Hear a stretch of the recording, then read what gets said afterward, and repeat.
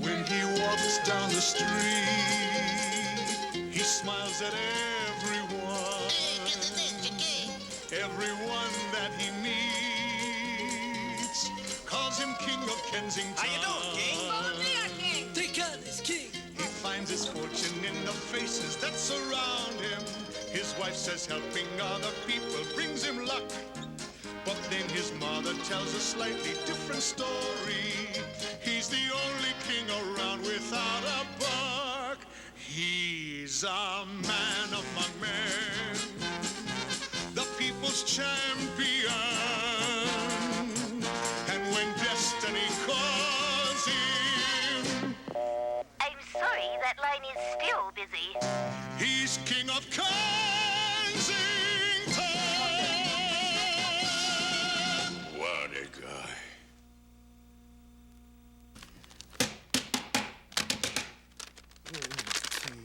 The pocket doodle pencil set is packaged in a clear plastic bubble so customers can see what they're getting. Yeah. Yeah, they can see what they're getting, but they can't get it. Oh, hi, Mrs. Maltby. How's the family? Boring. I want to return that packet of cookies. But you've eaten half the package. Yeah, I know. I want to return the other half. Why? Oh, I hate them. Can I take these in exchange? Sure, yeah. Okay. Well, if it isn't the honorable and revered Alderman Slotchuck. Good morning, Larry. Good morning, Mrs. Maltby. Save it for the sucker, Slotchuck. I never voted for you. How you doing, John? I have wonderful news for you, Larry. I'm going to accept a swimming pool from these anonymous donors. Those people are going to give you a swimming pool? Larry, all you have to do is phone them and tell them the amount of their pledge. Hey, John, wait a minute. A swimming pool costs a fortune. Not that Canadian Tire. What?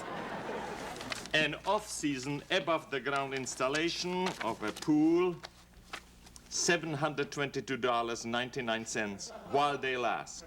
An above-the-ground swimming pool? Larry, I'm a local politician. I'm not prime minister.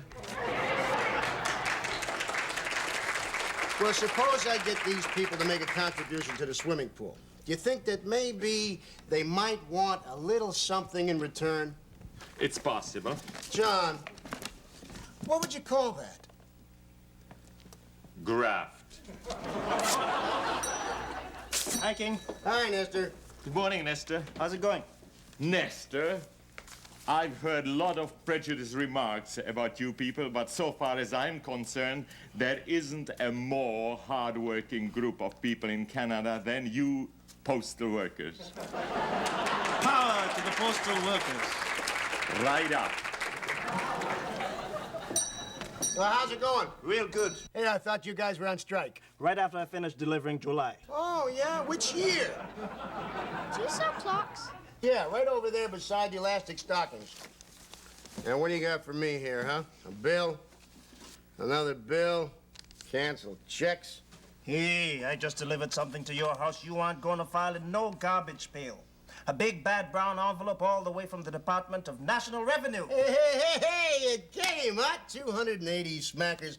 Would you believe that I've been phoning the tax center every single day to get that money? And they finally gave it to you. Yeah, just as soon as I stopped calling. What? How much for this Mickey Mouse clock? $8.99. Do his hands move? His hands and his feet, yeah. Hey, I don't get it. Well, 4 months ago, I started calling a guy named George Willoughby at the tax center to get my refund check. I called him every single day. So what happened? After about a month, Willoughby started getting very personal with me, and I hadn't seen my 280 yet, but this guy's telling me things that I wouldn't tell a psychiatrist. Yeah? And then it hit me. Our relationship was becoming very meaningful to him. So I did something rotten. What? I put a price tag on it. $280. Well, what could I do? I said, George, unless I get my refund check, we're going to have to stop talking this way. And he said, you mean you're going to stop calling me, Larry? And I said, that's right. That was Friday. Today I got my check. I'll give George a call this afternoon. Sir, I've only got $5. Well, for $5, you don't get Mickey Mouse. But it's my Uncle Donnie's birthday. Look, son, I told you... what the heck, huh? I got lucky today. Why shouldn't Uncle Donnie, eh? I tell you what. You tell Uncle Donnie happy birthday from me and Revenue Canada. Okay? Thanks. $280. So what are you going to do with it? Well, I'm gonna buy Kathy a new washing machine. Don't get a Universal, man. They stink. Oh, yeah? That dryer of yours not working yet, eh? When did you buy it? 2 months ago. You want to get it replaced? I want to get it buried. I'll tell you what. You bring it here tomorrow, I guarantee it's replaced by Friday. Yeah? Bring a clothes dryer in here to the store? Yeah. Listen, trust me. Okay, I trust you. So how about after work? You gonna play with your bubble pack or you gonna play a little poker? I'm gonna play a little poker. I mean, the way my luck's going, I'm gonna play a lot of poker. Hey, I gotcha. See what I mean? Everything is coming up roses. Here, have yourself a pocket doodle pencil.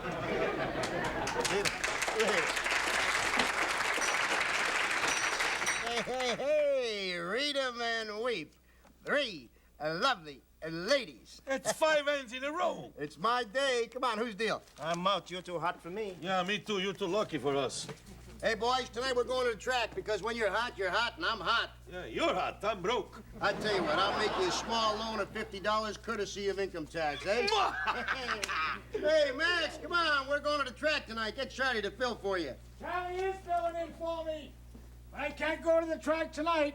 Hey, Uncle Max, that's a fab suit you got on, man. You dress like the club at a liquor license. See you tonight, Eddie. Okay, I'll be ready. See you later. So, where you going, Max? Tonight, I'm going to step out. Hey. You're not the only one in this club who won something today. All right, what? You want an audition at Tiny Talent Time, huh? Come on, Max, where you going? Well, every once in a while, fate intervenes. Intimate Dance Studios chose me to answer a skill testing question. Yep. Out of the whole telephone book, Dame Fortune's finger beckoned me. So, you got the finger from Intimate Dance Studio. Huh? What was the question? In what way were the Rich brothers related? And you got that, eh, Max? Sure, they were brothers. I suppose the lady who phoned you was very charming, huh? Nice voice. Beautiful voice. She's going to meet me there tonight. Yeah, I bet she will. And did she tell you that happiness was just around the corner? No, she told me it was just a foxtrot away. Max, you ever been to one of these places? No. Feeling a little nervous? Yeah, a little. Why don't you turn the radio on, Max? Get some nice music. Full-color wall charts of authentic... How's that? Perfect. Max, I want you to use that wonderful imagination of yours and pretend that I am a beautiful young lady. Blonde or brunette? Whatever. And we are dancing together. And I'm the man. Right. What do I look like? Well, you're yourself. Okay, I'll lead. I wish that all our pupils had this much life in their dancing. You're not so bad yourself. What's your name, Blondie? Whatever. Gee, I love it here. Everyone is so nice. And we have such fun at parties. How do you feel? Fine. Would you like to have fun like this a lot? Sure would. I bet you'd like to dance with a pretty girl like me every night of the week, wouldn't you? Who wouldn't?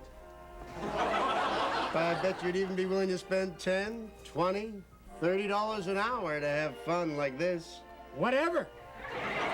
Max! Max, don't you see what she's getting at? Who? Me, Blondie. What do you mean? Intimate Dance Studios is just a con job. You're kidding. No, that woman who phoned you today isn't interested in you, Max. She isn't? No, she's only interested in getting you to sign your life away so she can have her commission. Really? Yeah, tonight it's for free, and after that, she just takes your money. Not me, King. No, huh? Not you. Why not you? I don't have any money. Oh, well, guess I'll just have to stay in my room and do what I always do. Sit and watch TV. Max, maybe this place is different. Go ahead. Go on out there and take that free lesson tonight. And, here. Take 2 more lessons next week. But I'll tell you something. You sign anything, Max, and I'll break both your feet. Thanks, King. Don't thank me. Thank the tax department.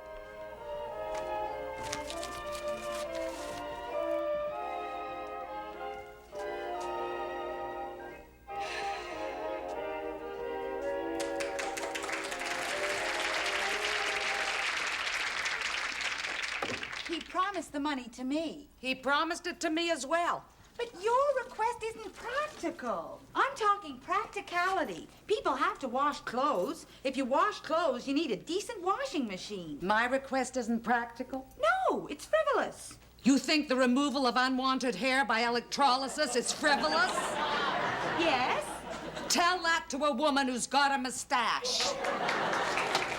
But you don't have a mustache. I don't care. I'm tired of shaving my legs. Oh. The envelope, please.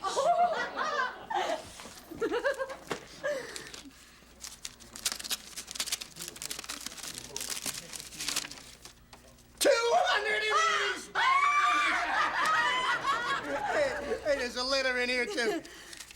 It's from George Willoughby. Gee, I should have phoned him this afternoon. Thank you anyway, Georgie. Dear Mr. King, he's getting a little formal, huh? The Income Tax Act requires that taxpayers keep such records and books of account as are required to determine the taxes payable and authorizes a department to investigate your tax return by an audit of... Audit? But they're going to investigate your taxes? Did he say audit? Yes. Oh.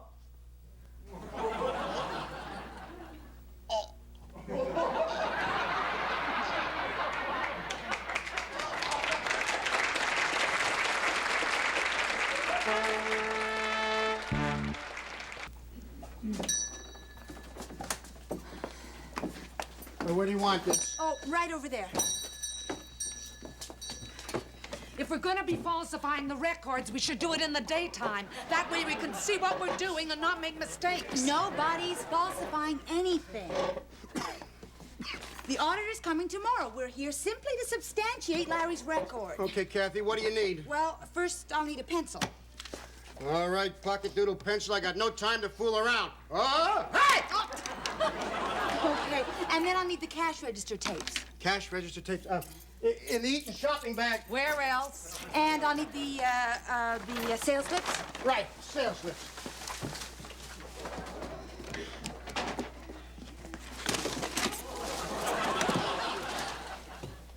Oh, look, he's got it in alphabetical order.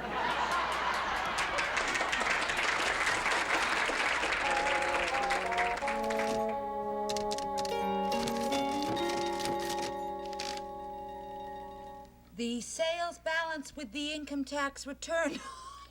This is amazing. Good. Now bring out the expenses. Huh? The expenses. They're in the green garbage bag. Where else? It's 3 o'clock in the morning. Even burglars don't work this late. We're nearly done. You know, there's something wrong. Here we are worrying about a few tax bucks when Trudeau's personal office staff costs us $1.5 million a year. If we're lucky, next year with a price freeze, it'll only cost us $12 million. I hope he keeps his receipts. Here, the expenses. What is this? I think it's garbage, Larry. Garbage? In my garbage bag? Oh, my God. I threw out the expense receipts. Oh, my God. I threw out the receipts and I kept the garbage. Kathy, what am I going to do? Probably 3 years.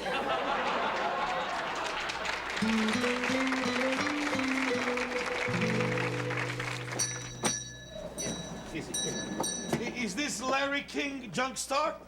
We got a delivery. Where do you want it? Right over here. This lemon purchased by Nestor Best. Hey, that's good. You really think this is gonna work? Sure it's gonna work. I had a friend who had a Firenze automobile.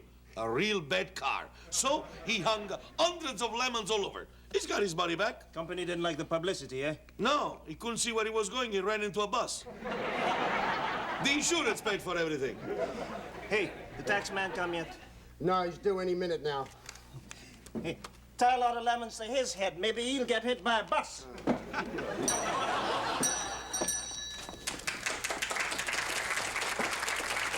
Excuse me. This is King's Variety Store, isn't it?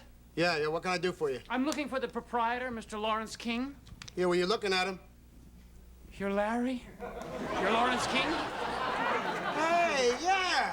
Hey, and you must be George, eh? Mr. George Willoughby, Revenue Canada. Pleased to meet you. I'm sorry, but from our telephone conversations, I'd pictured a somewhat older man, graying at the temples. Lorne Green came strongly to mind. Well, never mind that. You know why I'm here. Now, where can I sit? You're gonna work here? Of course I'm gonna work here. Where did you think I was gonna work? This is a field audit. This is the main investigative tool of the entire Department of Revenue. I'm going to work here for days, perhaps weeks. Sit anywhere. Fine. George, there's something that I better tell you about my expenses. You see, because sooner or later, you're going to find out, oh, here she comes again, the Cookie Monster. Well, how'd you like them?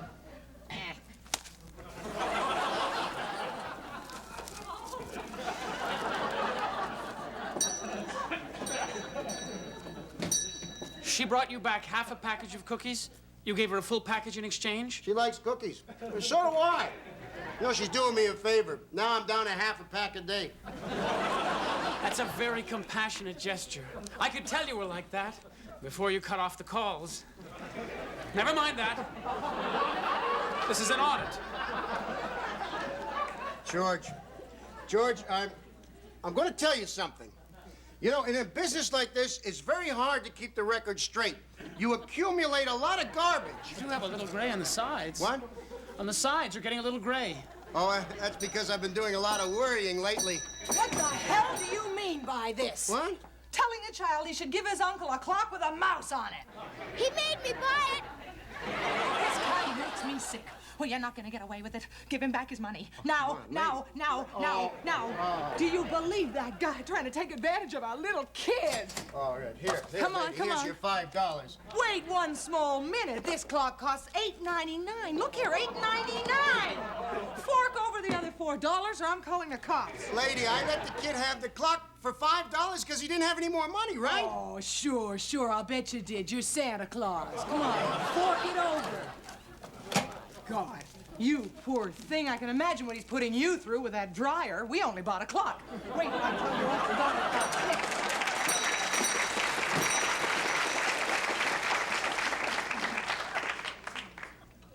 You let him have that clock for $5, didn't you? Yeah. Ho, Merry Christmas. I knew you were that kind of caring person from all the times we talked on the telephone. Larry, maybe you remember me mentioning my father? Yeah, George, I remember. He is not a caring person, Larry. When I was a kid, I had a wooden cutout of Sneezy, one of the 7 dwarfs. My father burned it. Yeah, George, you told me that was too bad. Sneezy was just the beginning. I had an erector set. Well, never mind that.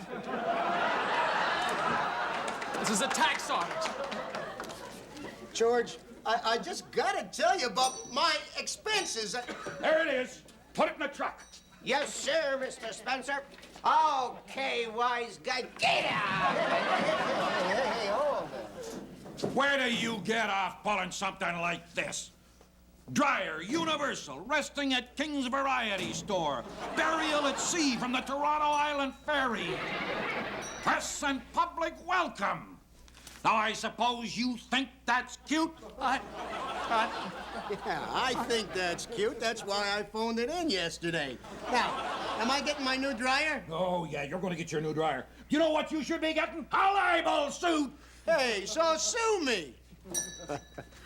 My God, Larry, that man terrified me. Sure. When he came at me there, it was exactly like what used to happen when I was a kid and I'd be doing something wrong. And my father would come at me. I would be absolutely terrified. It's okay. Thank God you were here. Hey, come on. Hey, are you okay? I gotta sit down. Yeah, over here. You got any water? Yeah, sure. You got root beer? Yeah, I got root beer.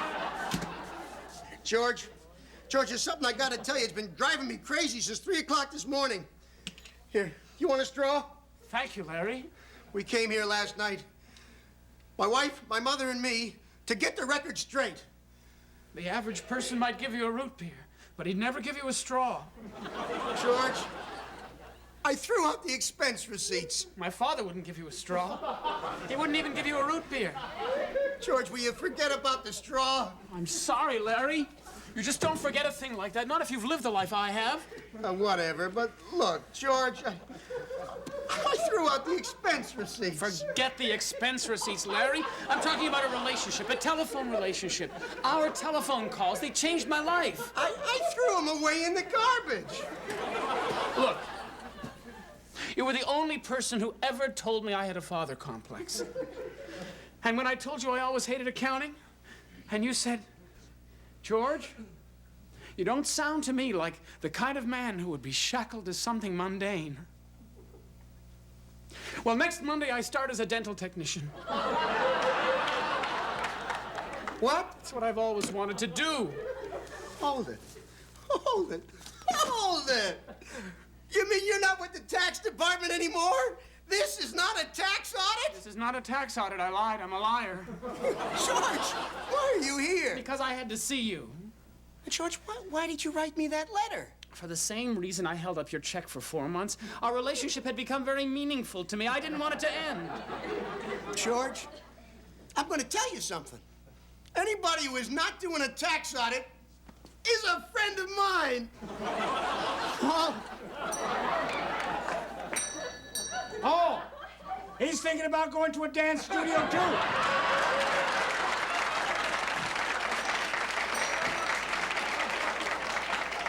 Don't do it, son. Don't do it. What? I went there last night. They don't care about you. Just like the rest of the world. They only care what they can get out of you. Say, that's right. My father didn't care about me. Mine wasn't exactly crazy about me either. He forced me to become an accountant.